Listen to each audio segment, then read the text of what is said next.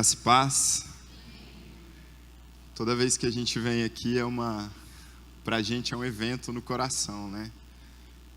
A gente entrou aqui para casar, a gente entra aqui para conferências missionárias. Hoje de manhã nós entramos e realizamos o batismo do Theo. E dessa vez não é só o batismo, é um até logo também, né? No próximo dia 24 nós estamos indo para o continente africano, estamos indo para casa. Graças a Deus, depois de um tempo de espera, um tempo de preparo, um tempo em que aprove ao Senhor esse tempo, né? O nosso coração fez planos, o nosso coração se programou para isso, nós estávamos prontos alguns anos atrás, mas coube ao Senhor que fosse agora. E o que Deus tem trazido ao nosso coração como família, o que Deus tem trazido ao nosso coração como missionários, como pessoas que estão enganjadas, né, ou tentam estar enganjadas o máximo possível na obra do Senhor, é o que eu gostaria de conversar um pouquinho essa noite. Gostaria que nós conversássemos um pouco sobre, talvez o papel de cada um, né? Nós estamos indo para a África, daqui a alguns dias, dia 24 precisamente.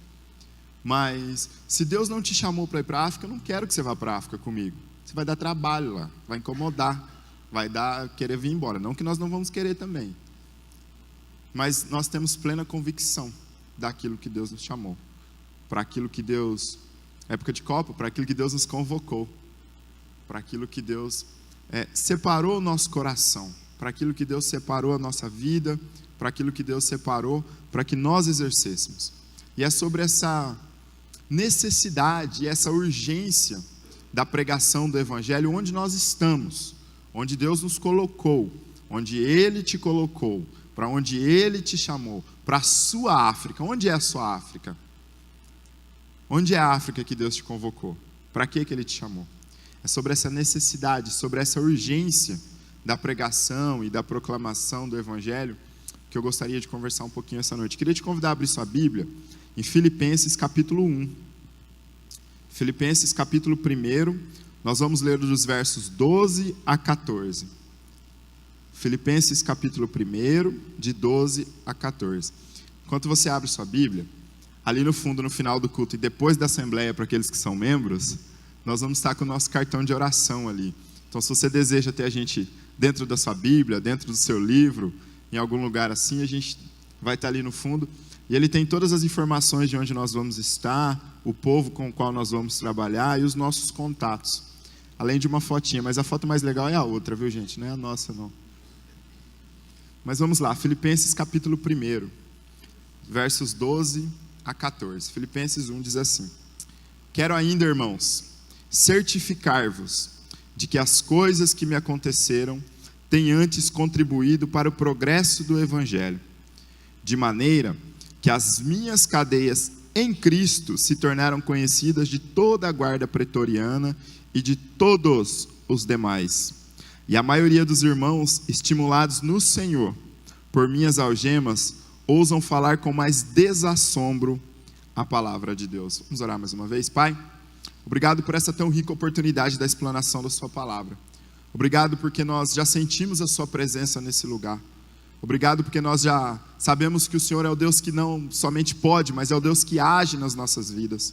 Obrigado porque a sua graça é real, porque o seu Santo Espírito é palpável nos nossos corações, nas nossas vidas, no nosso cotidiano. Nós louvamos ao Senhor por isso. Pai, também lhe peço que todas as palavras, Deus, que saiam da minha boca tenham nascido no seu coração, tenham nascido no seu trono de graça e glória, Deus, que venha do Senhor para os nossos corações que estão sensíveis a Ti. Nós assim oramos ao Senhor, em nome de Jesus. Amém. Pensando um pouquinho nisso sobre necessidade e urgência da proclamação do Evangelho, lendo esse texto eu aprendo algumas coisas, né? O contexto da cidade de Filipe era um contexto totalmente de perseguição. Os cristãos nessa fase do Império Romano, eles estavam sendo perseguidos. Depois, lá para frente, a religião se tornou lícita, né? A religiosidade lícita, até se tornar realmente tranquilo a pregação e a proclamação do Evangelho. Mas nessa fase do Império Romano, pregar o Evangelho significava ser jogado aos leões. Significava se tornar um gladiador de forma forçada. Então esse era o contexto em que essa carta foi escrita. Todos nós conhecemos a vida do apóstolo Paulo, todos nós conhecemos, ele era um perseguidor, se converteu ao Senhor, se rendeu a Cristo, teve um chamado e passou a ser um grande missionário, passou a ser um grande escritor, um grande teólogo, alguém que nós lemos e relemos e continuamos a ler e tentando entender para que Deus fale conosco, né? Então, quando ele escreveu isso aqui, esse era o contexto dele. E Paulo, quando escreve essa carta, ele estava preso. Paulo estava em cadeias. Paulo estava lá, largado, jogado, a gente não sabe. E aí eu começo com algumas perguntas. E a primeira delas é: qual é a sua cadeia? Onde você está? Onde você está nesse momento? Qual é a perseguição que existe em torno do seu coração? Qual a perseguição que existe em torno da sua vida? Qual a perseguição que existe em torno da sua família com relação ao Evangelho? Nós vivemos num país em que nós podemos proclamar o Evangelho domingo à noite de púlpito no microfone. Ninguém vai entrar tirando aqui, ninguém vai fazer nada disso. Mas talvez essa perseguição exista na sua vida. Talvez ela é uma perseguição intelectual, uma perseguição mais filosófica, digamos assim. Uma perseguição onde que você prega para o seu colega de trabalho e ele debocha de você. Nós vivemos um tempo em que as coisas não são mais absolutas. As coisas se tornaram, tem uma série de livros do Bauman que diz líquidas. Os amores se tornaram líquidos, os relacionamentos se tornaram líquidos. Tudo é muito, muito fugidio, tudo sai, escapa pelos vãos dos dedos. E nós muitas vezes temos feito isso com o Evangelho. Temos tornado o Evangelho líquido, um Evangelho em que ele está aceitando muitas coisas, por falta de alguns posicionamentos que nós temos com relação ao chamado que Deus deu para cada um de vocês, com relação ao chamado que Deus deu para mim, com relação ao chamado que Deus deu para você, lá onde você está plantado. E lendo esse texto eu começo a aprender algumas coisas com ele. E a primeira coisa que eu aprendo com esse texto, logo no primeiro verso que nós lemos aí no verso 12, ele diz sobre certificarmos. Do que você tem se certificado? Qual é aquilo que é a sua base, a sua rocha, aquilo que você não abre mão? Do que nós temos nos certificado com relação ao Senhor? Parece discurso religioso, mas como que eu me certifico com relação ao Senhor? Como a vida devocional, como a vida de oração, como a vida de leitura bíblica, como a vida de compartilhar a vida, de relacionamentos com aqueles que agregam ao meu coração, aqueles que agregam ao meu chamado. Do que você tem se certificado? Paulo está pedindo para os irmãos de Filipe se certificarem. Se certifique daquilo que você é. Quem é você? Quem é você quando ninguém está vendo? Quem é você no seu trabalho? Quem é você na sua casa? Quem é você nos seus círculos de relacionamento? Quem é você nos seus negócios? Quem somos nós? Quem somos nós? Se eu tratar o Elder mal aqui, vou tratar ele mal aqui, ele vai responder para mim. E aí nós vamos conversar, ou vamos brigar, alguma coisa vai acontecer, alguma reação vai ter entre nós.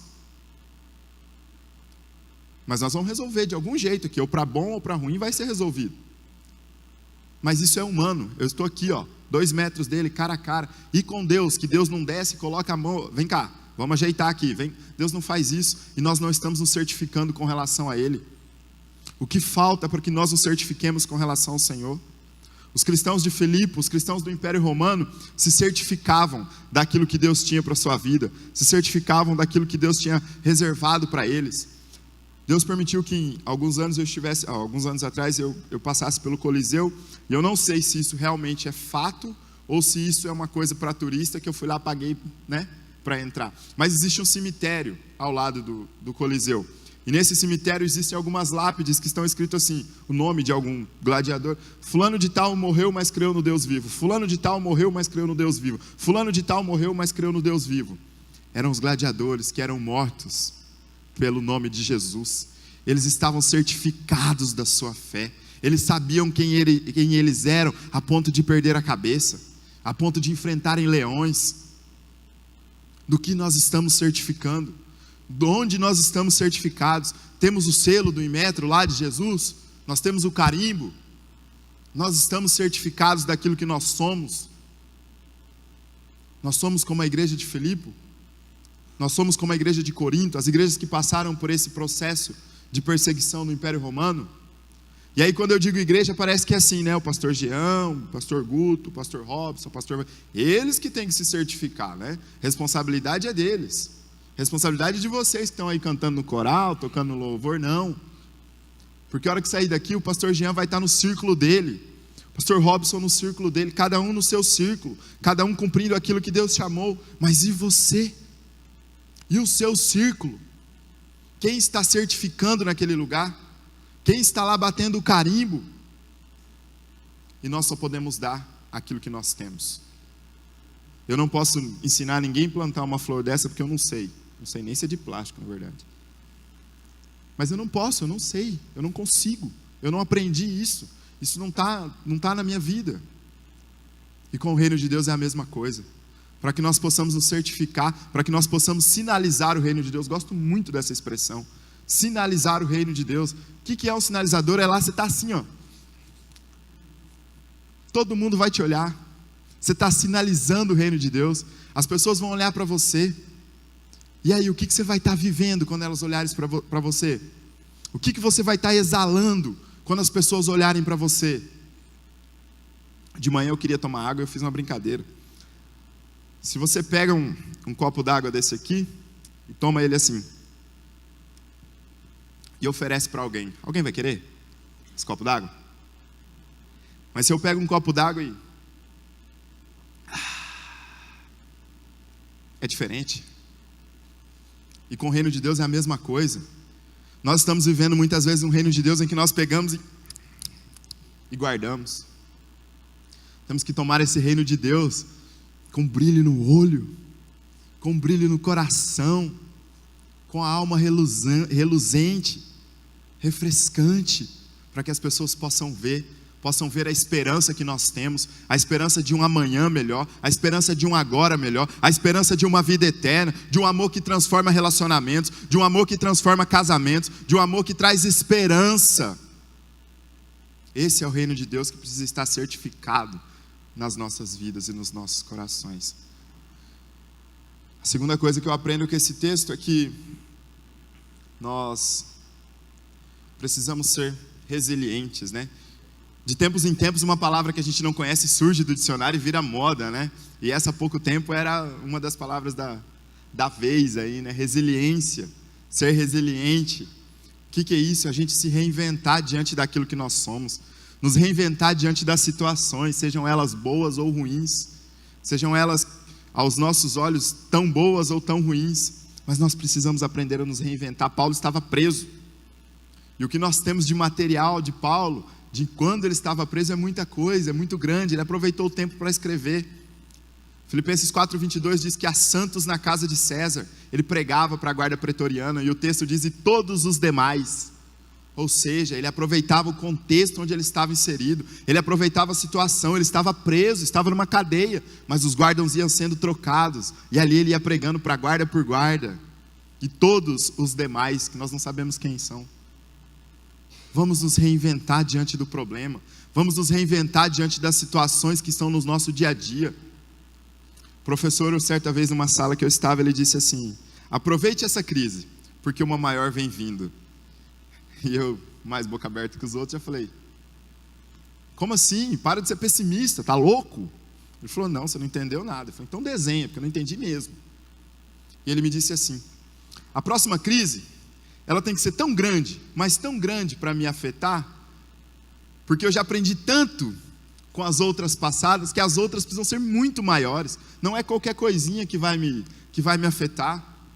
Aproveite a sua crise, faça dela uma oportunidade, cresça nessa crise, aprenda nessa crise, sinalize o reino de Deus nessa crise, faça da crise uma oportunidade, seja resiliente. Vamos nos reinventar e reinventar todos os dias. Tentei, não deu certo, vou tentar de novo. Sorriso no rosto, um brilho nos olhos de quem tem Jesus no coração, de quem tem Jesus guiando os passos todos os dias, de quem tem Jesus como norte, como caminho, como esperança, de quem tem uma vida transformada pelo Evangelho do Senhor, de quem tem uma vida eterna lá. Amém? Ah, tá. Sejamos resilientes, Vamos aprender a nos reinventar diante das situações, diante das crises. Terceira coisa que eu aprendo com esse texto é que nós precisamos fazer discípulos corajosos. Olha aí no verso 14, o que ele diz? E pregavam o evangelho com desassombro. E pregavam o evangelho com desassombro. Quando eu leio esse texto eu fico com vergonha. Eu olho para mim e falo, meu Deus, o que eu estou fazendo? Com desassombro. Seja sem vergonha para pregar o evangelho. Use aquilo que Deus te deu. A Bíblia me garante que todo cristão tem dons e talentos. Que todo cristão tem algo que Deus te deu para que o corpo seja edificado, para que o reino seja sinalizado. Ouse pregar o evangelho com desassombro. Alguns anos atrás eu conversava com um missionário que trabalha no Oriente Médio há muitos anos. Trabalhou no norte da África e hoje voltou para o Oriente Médio. E eram aqueles contextos totalmente fechados, onde ninguém podia pregar, ninguém podia saber que ele era missionário, ninguém podia saber que ele era cristão. E os cristãos que se convertiam e perigavam morte mesmo, e perdiam família, perdiam todos os contextos, né, os amigos e tudo aquilo.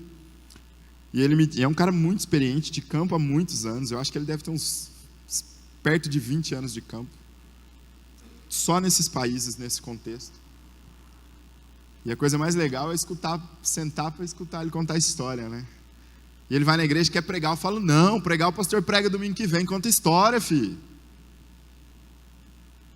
E ele dizia assim, que os cristãos que hoje se convertem, nesses lugares, eles abrem o peito e dizem, eu sou cristão. Eu tenho uma vida diferente. Eu tenho relacionamentos diferentes. Eu tomo atitudes diferentes. Mas por quê? Porque os missionários e pastores os estão ensinando a fazerem discípulos corajosos. A fazerem discípulos que sinalizam o reino de Deus. E alguns anos atrás isso não acontecia. O cara se convertia e guardava aquilo para ele. Faça discípulos corajosos. Mas eu só posso fazer ou ensinar alguém aquilo que eu sou. Eu só posso dar para alguém aquilo que eu tenho. Eu só posso oferecer aquilo que é meu. E para eu fazer um discípulo corajoso, a primeira coisa é eu preciso ser corajoso. Eu preciso ser corajoso. E em que ou em quais situações nós deixamos de ser corajosos? No que nós temos nos omitido? Qual o cotidiano que tem me impedido de ser corajoso com relação à proclamação do evangelho? Quais as atitudes que eu deixo de tomar no dia a dia que eu deveria tomar para ser um discípulo do Senhor corajoso? Para que as pessoas me olhem e vejam o reino lá assim, ó, brilhando, o reino sinalizado, um reino exaltado. Quais são as atitudes? Eu posso listar um monte de atitudes minhas, mas e as suas? E aquela que só você conhece? E aquela que só você e Deus conhece, melhor dizendo? Quais são essas atitudes? Em que gavetinha que isso foi enfiado e largado lá? Onde é que está isso? Quais são essas atitudes? E mais, identificar as atitudes já é um primeiro passo, eu já sei. Mas e agora? Eu abro a gaveta, tiro essa atitude, o que eu faço com ela? Eu faço discípulos corajosos. Eu faço discípulos que proclamarão e que, amanhã vocês vão ver um guarda e vão lembrar de mim, né? Sinalizarão o reino do Senhor. Quero concluir dizendo que a história da igreja do primeiro século conta que o evangelho foi amplamente disseminado por 3 classes. A primeira delas são os escravos. A primeira classe são os escravos. Os escravos se convertiam e eram vendidos, iam para lá, para outro lugar e tal, e o evangelho ia com eles. A segunda são os comerciantes. Os comerciantes passavam, se convertiam, iam para outro lugar fazer seus negócios, comprar, vender, levar, entregar e etc. E o evangelho ia caminhando com eles. E a terceira, a guarda pretoriana. Esses homens se convertiam, escutando Paulo ou outros irmãos nossos, e eram destacados pelo Império Romano para as mais diferentes localidades. E com isso o Evangelho caminhava. Com isso o Evangelho era, sinalizado. Qual é a classe que você se encaixa? Para que o Evangelho se mova, para que o Evangelho ande. Qual é a sua rota comercial? Para onde Deus está te levando como escravo? Para onde Deus está destacando o seu ministério, a sua vida, o seu coração? E isso é para que o Evangelho seja, sinalizado. Nós estamos num tempo de urgência. Nós estamos num tempo do agora, do hoje. As pessoas estão morrendo aí fora. E não só fisicamente. Antes da morte física, outras mortes. Mortes de relacionamentos. Mortes intelectuais. Mortes do cognitivo. Mortes do coração. Mortes na bebedice, nas drogas. As pessoas estão morrendo no nosso círculo. As pessoas estão mortas ao nosso lado. Elas já morreram. Mas existe um que pode ressuscitá-las. E nós conhecemos essa verdade que é absoluta. Essa verdade que não é excludente. Essa verdade que não é relativizada. Essa verdade que não é líquida. Essa verdade que não pode ser mudada daqui para lá, de hoje para amanhã. Mas é uma verdade pautada. Uma verdade pautada numa cruz. E cabe a mim e a você proclamar e sinalizar o reino do Senhor. Quero encerrar lendo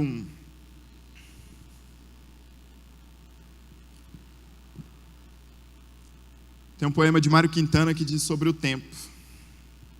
E eu vou recitar alguns trechos.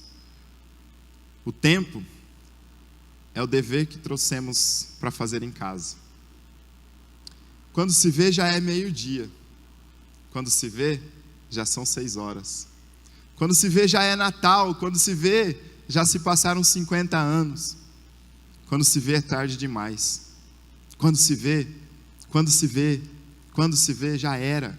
O cara do seu lado morreu. Quando se vê, o cara foi para o inferno e nós não falamos nada. E a casca dourada e dura das horas vão ficando pelo caminho. As minhas horas e as suas horas estão ficando pelo caminho. E a gente não está vendo nada. A gente está andando no automático. Nós estamos só reproduzindo. Eu acordo, tomo café, escovo o dente, é tudo automático. E vou para o trabalho, amanhã, mesma coisa. Acordo, tomo café, vou para o trabalho, volto, Só quarta-feira que tem um intervalo que a gente assiste o Palmeiras. Mas é isso. Quando se vê, já é tarde demais. E para o Evangelho não pode ser tarde demais. Para mim e para você, essa sinalização do reino do Senhor não pode ser tarde demais. Ela precisa ser eminente. Ela precisa ser constante. Ela precisa ser agora. Nós não podemos perder a casca dura das horas. Nós não podemos perder. Nós estamos num projeto de vida e você precisa descobrir o seu projeto de vida com relação ao Senhor. Para aquilo que Deus te chamou, para aquilo que Deus te convocou, para aquilo que onde você vai sinalizar o reino do Senhor. Para a gente não precisar citar de novo esse poema. Para a gente não citar de novo que passou o tempo, que passou. No final do poema ele diz: se fosse me dado mais um dia, se fosse me dado mais uma oportunidade, eu voltaria atrás e faria tudo de novo e tudo diferente. Eu voltaria atrás se fosse me dado mais uma oportunidade. Que nós não cheguemos no fim desse ano, que nós não cheguemos ao fim da nossa vida e olhemos para trás e digamos a mesma coisa, que é tarde demais. Vamos orar? Pai, obrigado, porque o Senhor é o Deus que nos chamou, o Senhor é o Deus que nos convocou, o Senhor é o Deus que nos ensina que nós devemos pregar e sinalizar o reino do Senhor em todo o tempo, que nós devemos estar prontos, Deus, a tempo e a fora de tempo, para que o seu reino seja levado e louvado onde o Senhor nos plantou, onde o Senhor nos colocou. Pai, como igreja agora nós nos colocamos diante do Senhor, dizendo que nós queremos ser resilientes diante dos problemas, que nós queremos nos reinventar diante das dificuldades, que nós queremos aprender de novo, e de novo, e de novo, e a cada dia, e a cada mês com o Senhor. E para isso nós pedimos a direção do seu Santo Espírito, e para isso nós pedimos o direcionamento de Jesus nos nossos corações, de Jesus nos nossos caminhos, de Jesus sendo o norte daquilo que nós somos, daquilo que nós vivemos, dos nossos círculos. Pai, nos ensina também a nos certificarmos daquilo que nós somos, nos certificarmos com o que nós somos com relação ao Senhor, nos mostra quem nós somos e o que nós precisamos melhorar diante de Ti, diante do amor que o Senhor tem derramado para conosco, diante da graça que tem feito parte da nossa vida. Nos ensina, Deus, a nos certificarmos, para que os nossos relacionamentos nessa terra sejam certificados, para que os nossos relacionamentos nessa terra proclamem o reino do Senhor, sinalizem o reino do Senhor onde o Senhor nos colocou. Pai, nos ensina a fazer isso. Nós carecemos do Senhor, carecemos da glória do Senhor sobre as nossas vidas. Pai, tem misericórdia de nós, nos ensina a fazer discípulos corajosos, homens que pregam o Evangelho com desassombro, mulheres que pregam o Evangelho em todo o tempo. Pai, tem misericórdia de nós, nos ensina, Deus, a sermos melhores com o Senhor. Pai, nos ensina a remir o nosso tempo diante do Senhor, nos dá uma vida de devoção ao Senhor. Pai, não deixe que o tempo passe, que a casca dura e dourada das horas faça morada nos nossos corações. Não deixe que lá na frente nós olhemos para trás e bata um arrependimento daquilo que poderia ter sido feito.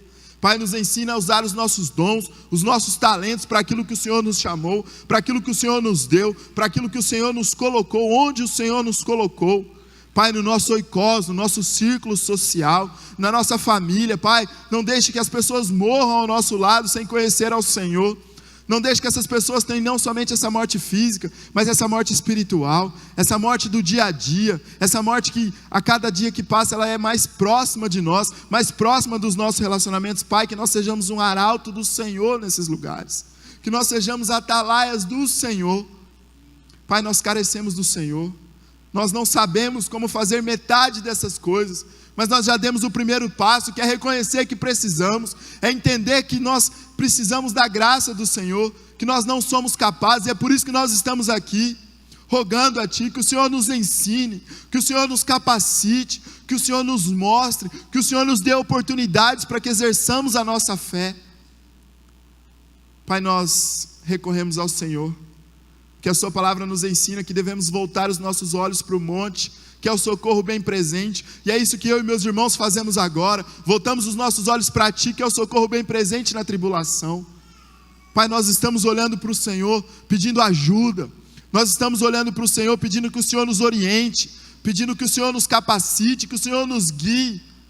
É isso que nós estamos fazendo agora, meu Pai. Volte os seus olhos para nós, estenda a sua boa mão sobre nós, sobre os nossos corações, sobre aquilo que nós somos, sobre aquilo que nós temos. Pai, nos faça entender o projeto do Senhor para as nossas vidas. Nós assim oramos ao Senhor, gratos por tudo que o Senhor já tem feito, em nome do Cristo Jesus. Amém.